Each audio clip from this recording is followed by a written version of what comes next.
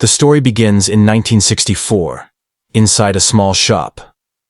Paranormal investigators Ed and Lorraine are looking into a strange case experienced by the shop owner, Victoria. She tells them about her late father, who once owned an antique mirror, believed to be the dwelling place of an evil spirit. Ever since he brought that mirror into the shop, her father was constantly haunted by something unseen. At first, Victoria never believed him. She thought her father was just hallucinating. But everything changed the day he took his own life. Unable to bear the terror any longer, Victoria locked the cursed mirror away in the storage room. Upon hearing her story, the intrigued Ed and Lorraine decide to investigate the mirror for themselves. But then I came in one day and...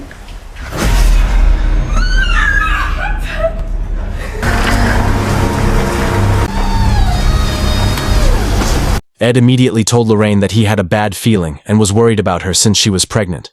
But Lorraine reassured him that she could handle it. Therefore,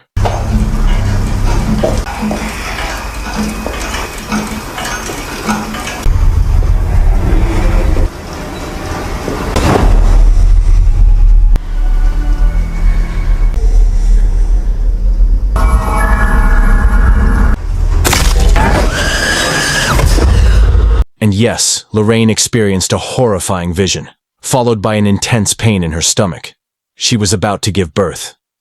Ed rushed over upon hearing her screams and immediately took her to the hospital.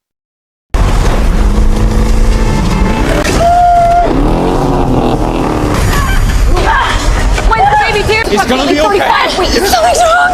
Yeah, you gotta push. She's losing blood.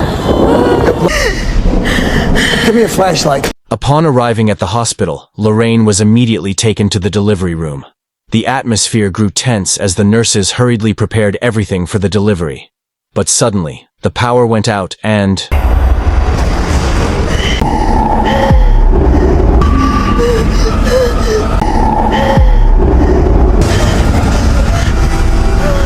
Power's out! Right. In the midst of the tense situation, Ed, filled with worry, stayed by Lorraine's side throughout the delivery. After an exhausting struggle, their first child was finally born. But panic quickly set in when the doctor said something was wrong. Upon checking, they discovered that the baby wasn't breathing.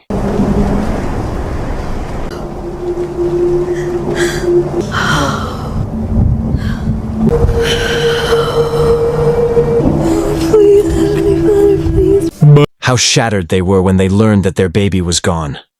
Yet with steadfast faith, Lorraine prayed with all her heart, pleading for her baby to be given a second chance. Thus, Heavenly Father, please. Please bring her back. Oh God, please.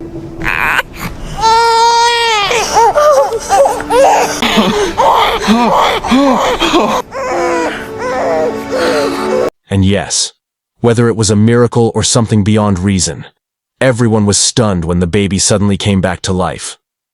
Filled with tears of joy, Ed and Lorraine decided to name their newborn daughter Judy. Ed and Lorraine cherished their baby with all their hearts. They cared for her lovingly, protecting her every single day. Over time, little Judy grew up to be a cheerful and healthy young girl.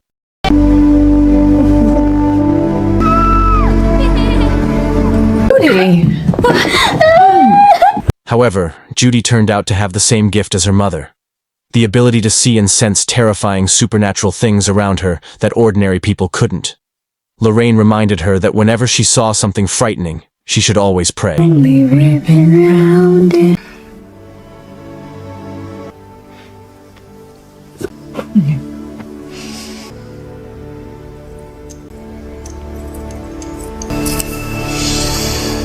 "22 years later, we are introduced to the Smurl family, who have just moved into a new home.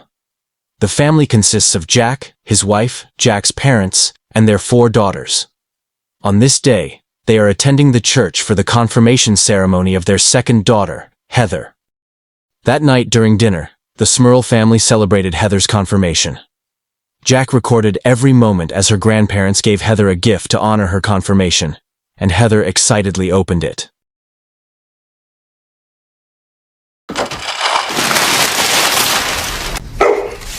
It's got a crack. Heather was surprised when the gift turned out to be an old, antique mirror. Her grandmother explained that the mirror had been acquired at an auction. Heather still thanked her grandparents, but little did they realize that this object was the cursed mirror we saw in the opening scene. Well, are you serious? It's low. Oh yeah, definitely, I can see that. Okay, well, Dawn's foot got in the way. Then they brought the confirmation cake to the table, and just before Heather could blow out the candles, suddenly... Thank you. And yes, the candles on the cake went out by themselves. She blamed her older sister but firmly denied it. However... What's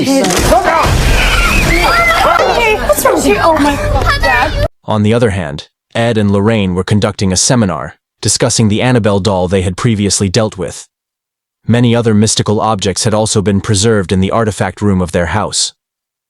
When the lights were turned on, it was clear that their audience was smaller than before. People's belief in paranormal phenomena, like the ones they investigated, had greatly diminished. Their daughter Judy, who was now an adult, was also there. That night, at a restaurant, they discussed that the Warren family would be taking a break from paranormal investigations. Judy protested to her father for not revealing the real reason for their hiatus, which was due to Ed's worsening heart condition. Ed explained that they were only taking a temporary break, not retiring. Once he recovered, they would resume their work. However, in the middle of the conversation, Lorraine heard a faint whisper.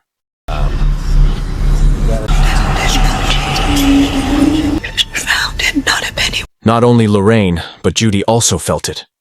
She tried to calm herself by reciting a poem that Lorraine had taught her since she was a child, and... Over mixed screens. Let's do... Yes, Lorraine was shocked when she saw a pale hand on Judy's shoulder. When Ed asked what was happening, Lorraine pretended everything was fine and did not tell him what she had seen. The next day, the scene shifts to the Smurl family home. Janet, Jack's wife, was tidying up. She went down to the basement to do the laundry. At that moment, she felt someone calling her. Janet then saw a terrifying figure watching her from within the darkness.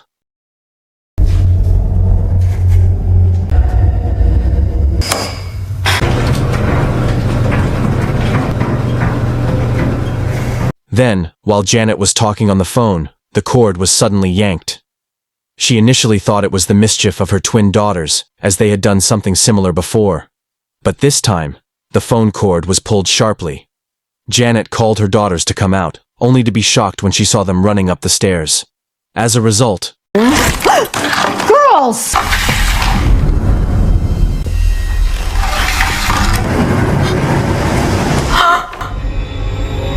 A short while later, Janet's twin daughters were happily playing house with their dolls.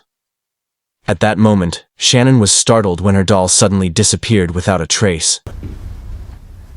Shannon then went out to look for her doll, which surprisingly walked on its own into her sister Heather's room, where the mirror was located. As a result... Mommy!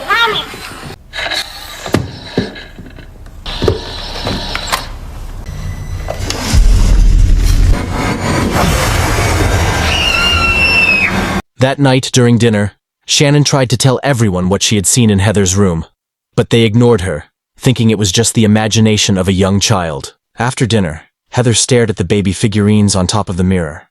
She told her sister Dawn that the eerie babies in the mirror seemed to be watching them. Feeling uneasy about the mirror, Heather suggested to Dawn that they get rid of it.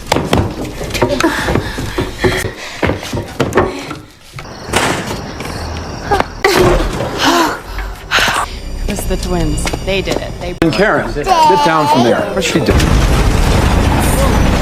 The next morning, the cleaning staff came to collect the mirror and immediately destroyed it in the garbage truck. Stuff looks like it's just As the mirror was being destroyed, suddenly something happened to Dawn. Are you okay, sweetheart?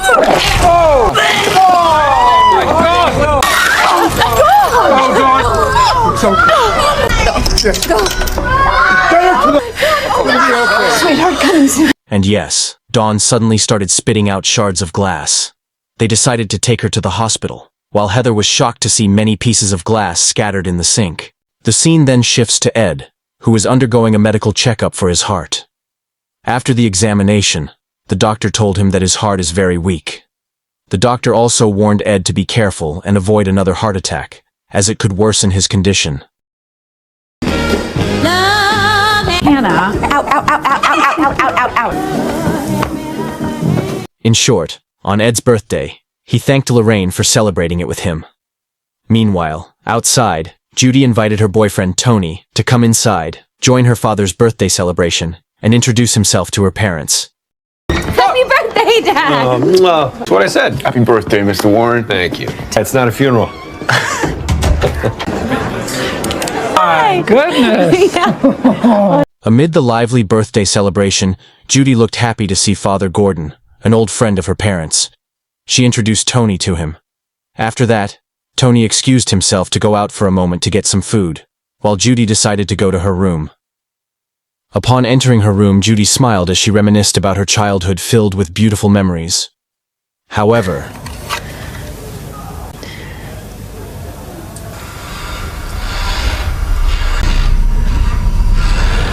yes, just as Judy was lost in the sweet memories of her childhood, the figure of Annabelle suddenly appeared and began to haunt her. Startled and trembling, Judy quickly recited the prayer her mother had taught her since she was a child, trying to calm herself down. Judy Fisher found it. Only ribbon round it.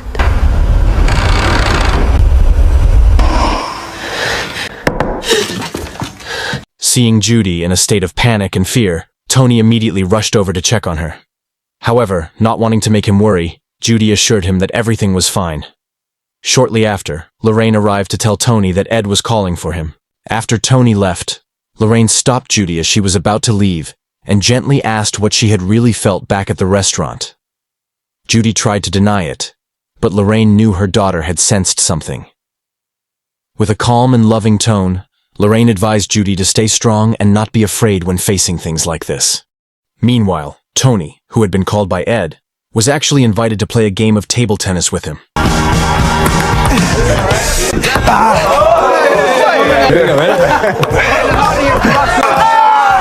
One more. Why did I hit it? Yeah, I'm good. Seeing Judy leave, Tony, who had already planned something, decided to take the opportunity to say something to Judy's parents. While showing the ring, Tony said that he intended to ask for their blessing to marry Judy. The atmosphere was a bit awkward at first, but Lorraine smiled warmly and advised Tony to be a good husband to her daughter. Moments later, Judy came in, looking surprised, then smiled emotionally as she realized that Tony was actually planning to propose to her. That's why you're so nervous in the car. Congratulations. Congrats, Tom. Thanks, man.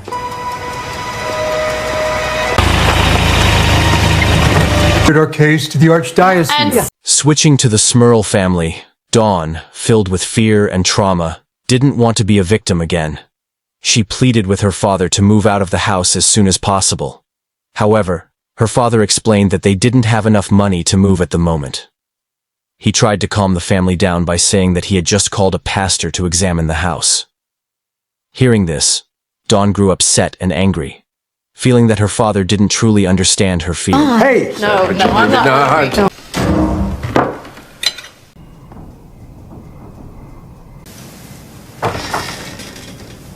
At midnight, just as Jack was about to go to bed, the bedroom door suddenly opened on its own, and...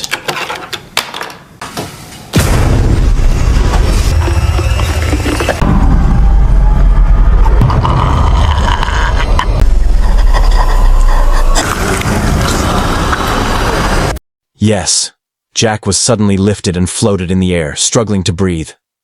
In overwhelming terror, he saw a horrifying creature crawling right above his body. At the same time, in another room, Heather, who felt that something strange had happened during her confirmation ceremony, decided to replay the recording. At the exact moment when she was about to blow out the candle, Heather grew curious. Who actually blew out the candle?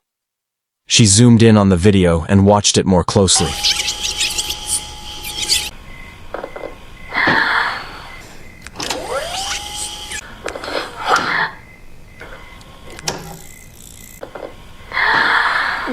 gosh. Here we go. Ready?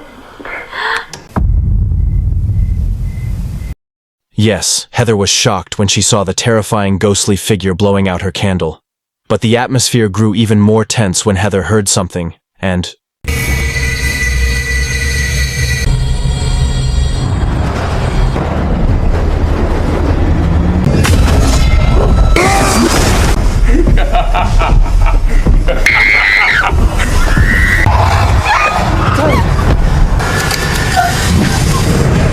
Oh my God, Heather, baby. Seeing her family constantly tormented by evil spirits, Janet pleaded with her husband Jack to hasten the arrival of the pastor to perform a cleansing ritual in their home. Since that incident, news of the terror experienced by the Jack family spread widely. The media began to report the horrifying story that had befallen them. This family is under siege by the servants. Jack and Janet Smurl claim that an evil presence. Do not line Chase Street Wednesday to see the live. Good evening. As the media continued to widely report about their house, Janet firmly stated that what her family had experienced was not just a story or mere sensationalism. She emphasized that all the terror they went through was completely real. Switching to Lorraine and Judy, who were at Peggy's shop looking for a wedding dress for Judy's upcoming wedding. As Judy tried on several dresses in a room full of mirrors, the atmosphere initially felt calm. However, when the shop's phone suddenly rang, Peggy asked Judy to wait for a moment and went to answer it. But not long after Peggy left the room, Judy suddenly felt something.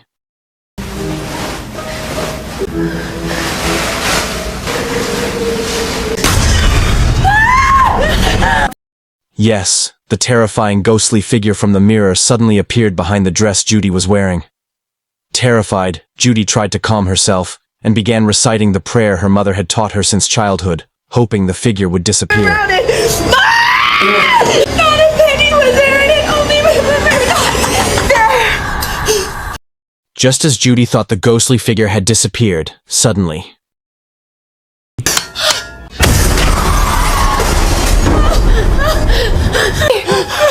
What happened? Fortunately, Peggy arrived and the ghost vanished.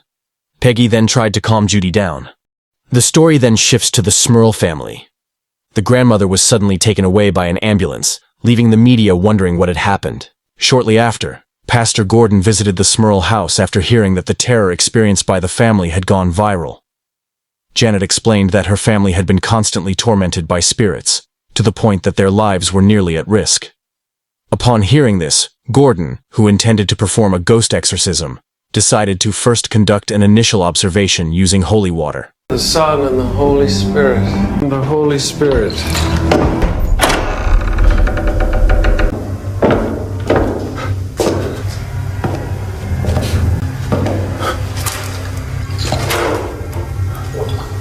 In the name of the Father, the Son, and the Holy Spirit. Seeing the holy water turn into hot steam and realizing the presence of a spirit, Pastor Gordon hurriedly left to seek help at the church. He promised Janet that he would do everything he could to help their family.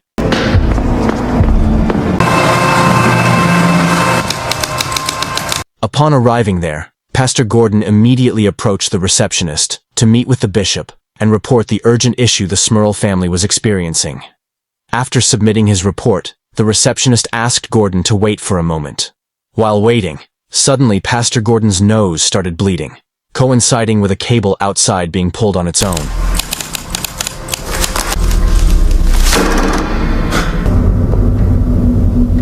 As Pastor Gordon turned around, the receptionist suddenly vanished without a trace. The phone rang, and Gordon answered it. It was Judy, who, in a terrifying voice, commanded him to leave immediately. At the same time, Gordon heard strange noises coming from inside the bishop's room, so...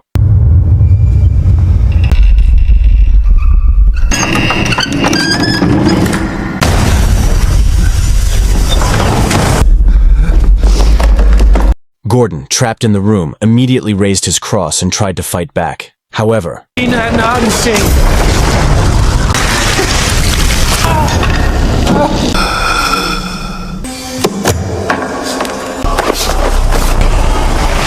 Yes, under the evil influence of the spirit, Gordon lost control of himself. He grabbed a cable, tied it around his neck, and jumped from the stairs to end his life.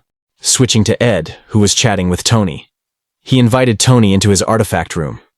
Once inside, Ed warned Tony not to touch anything, as all the items there were haunted and cursed. They had no choice but to keep these objects, because if they were thrown away or burned, worse things could happen. Throughout their lives, Ed and Lorraine had handled around 1,000 paranormal cases since their youth. Ed also shared the story of Judy's birth, when she had briefly died but came back to life, a moment they would never forget. At that time, Lorraine and Judy arrived in a sad state. They had just received news of Pastor Gordon's death. They all attended his funeral. As they were about to leave, Judy intended to do something. After touching Gordon's coffin, Judy suddenly seemed to have a terrifying vision.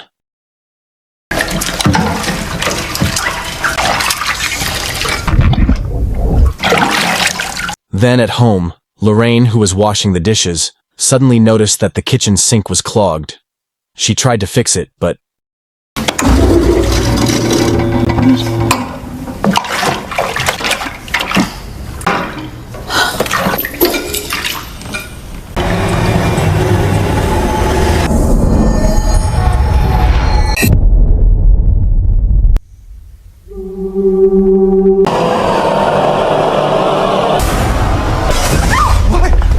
What's wrong? after the incident, Lorraine, sensing something bad, realized that something had happened to her daughter. At that moment, Tony arrived, and Lorraine asked him about it. Tony explained that Judy was at the Smurl family's house. Without wasting any time, they immediately rushed there. Upon arriving there, they were shocked to see the media gathered at the Smurl family's house. Worried about their daughter's condition, they quickly rushed inside the Smurl home. Sorry, excuse us. Mrs. Gordon, what are you doing here? Mrs. Gordon, this isn't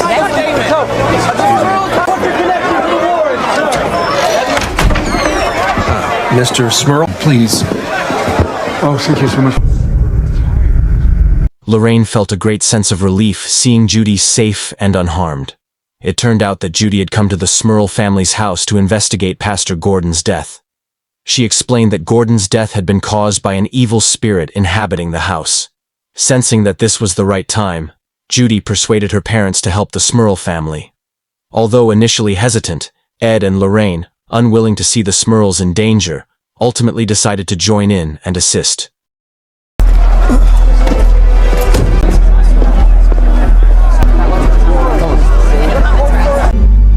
We should have never gone to the press. Before beginning the ghost exorcism investigation, Ed and Lorraine asked about the initial chronology of the terror that occurred in the house.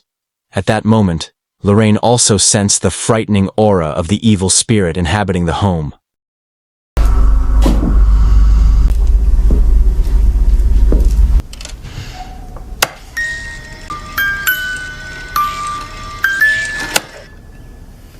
Then, Judy thanked Lorraine for being willing to help the Smurl family. However, in the middle of their conversation, they suddenly heard something from upstairs. Sensing that something was wrong, Lorraine asked Judy to wait while she went to check it out.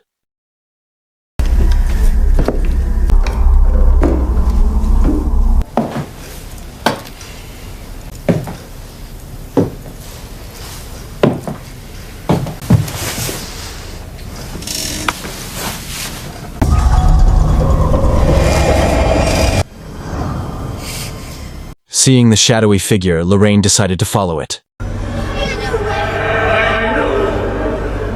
Lorraine then heard echoes of chaos from the past. A man shouting in rage after discovering that his wife had been unfaithful. She immediately told Ed that there were actually 3 spirits that once inhabited the house. Long ago, this place used to be farmland. It was said that when the affair was revealed, the husband lost his sanity. Consumed by fury, he chased his wife with an axe. The wife hid in the basement with her mother, but eventually they were found. In a fit of madness, the husband murdered both his wife and mother-in-law, then took his own life. However, according to Lorraine, those 3 spirits were not the true source of the haunting. There was a far more powerful and malevolent entity, one that was manipulating the 3 spirits to destroy the Smurl family. Lorraine herself still did not know the true purpose or intent of this dark presence. Meanwhile, inside the house, Judy heard her mother calling from upstairs and quickly rushed up. But without realizing it, the voice wasn't her mother's. It was the ghost imitating her mother's voice.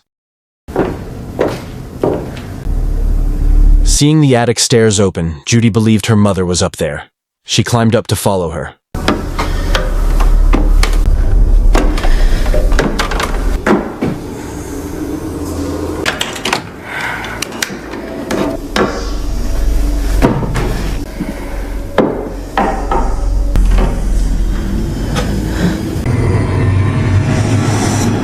Unexpectedly, the antique mirror that was once destroyed suddenly appeared again. At that moment, Judy felt a dark, sinister aura emanating from the mirror.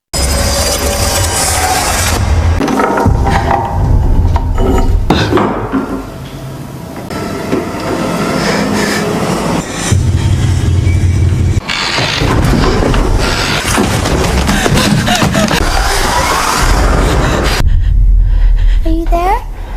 In that tense situation, Judy suddenly heard the voice of a little child calling her. She slowly walked closer to check it out, but...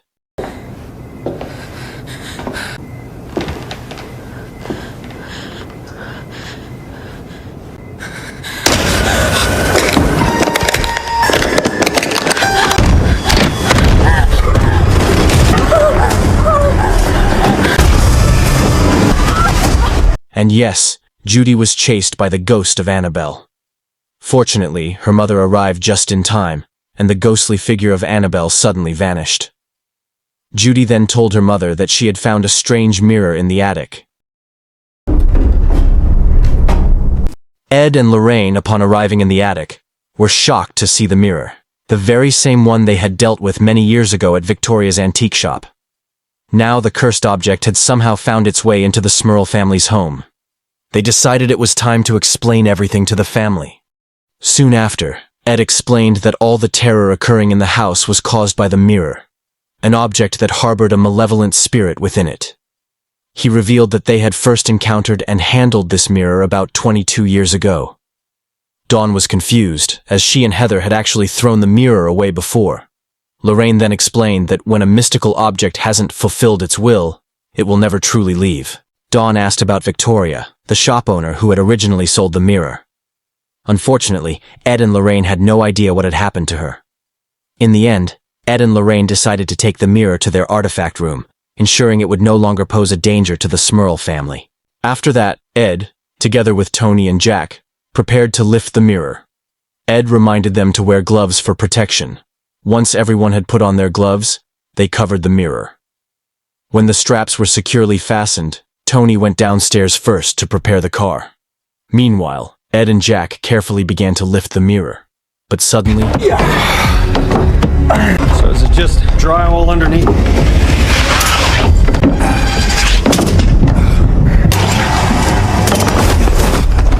Don't look at it!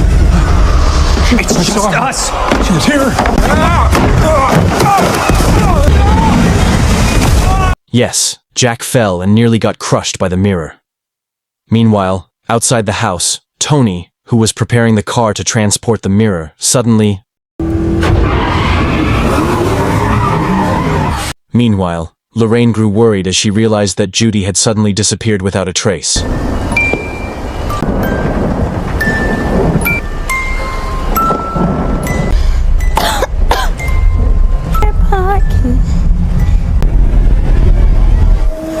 Lorraine was shocked to find Judy possessed by an evil spirit.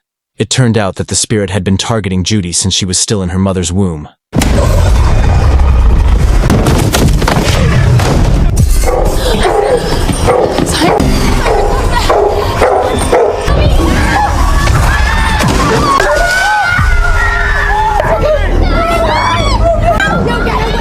Judy! Oh, Judy, look. Seeing Judy possessed by the evil spirit, Ed desperately tried to bring her back to her senses, but... Judy, listen to my voice. Kitty, Fisher, there. Yes, Ed's heart attack suddenly relapsed, leaving him in pain. Meanwhile, Lorraine, who had just regained consciousness after being thrown across the basement, hurried to get out. However,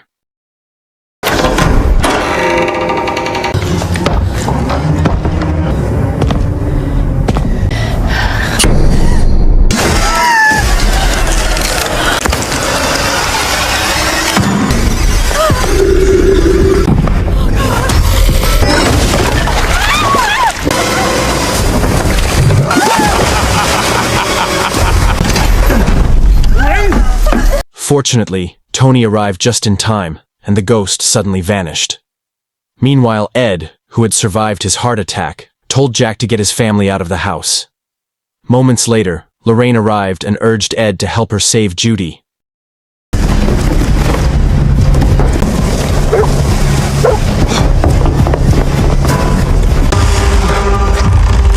They were shocked and panicked when they saw Judy, their daughter, possessed by an evil spirit and hanging herself. Acting quickly, Ed and Tony rushed to cut the rope so that...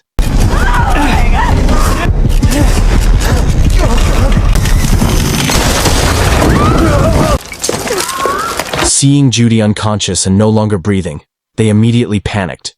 They quickly administered first aid to save her. I got it! No! Please, Lord! Please don't take her!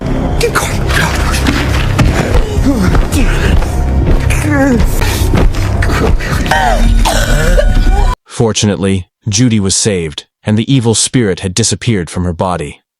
However, the mirror started spinning rapidly on its own.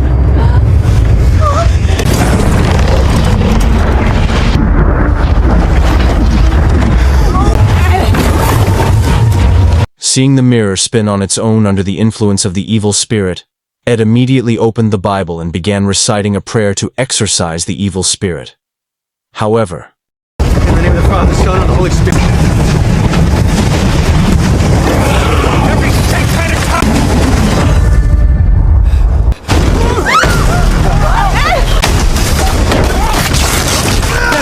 Satanicum!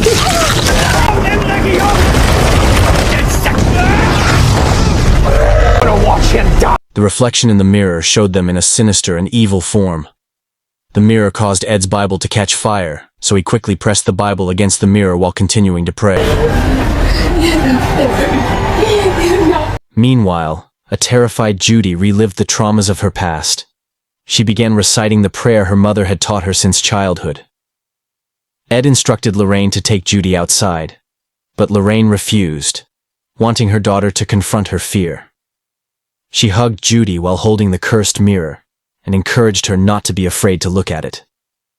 Gathering her courage, Judy finally gazed at the mirror and placed her hand on it as well, and...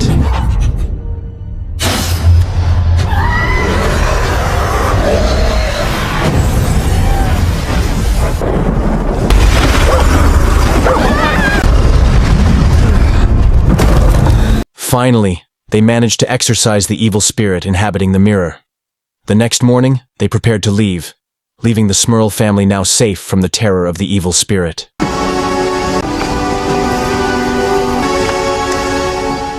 The mirror was then stored by Ed in his artifact room, along with the Annabelle doll.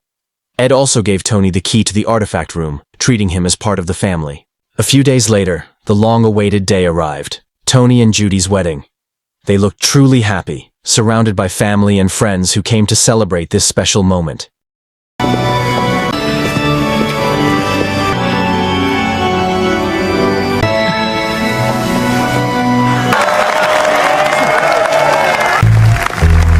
And finally, according to records, at the age of 74, Ed suffered a stroke, and Lorraine became the only one to care for him faithfully. 5 years later, Ed passed away at the age of 79, while Lorraine died at the age of 92. Although their lives and work often sparked controversy, they are still remembered as pioneers in the field of the paranormal.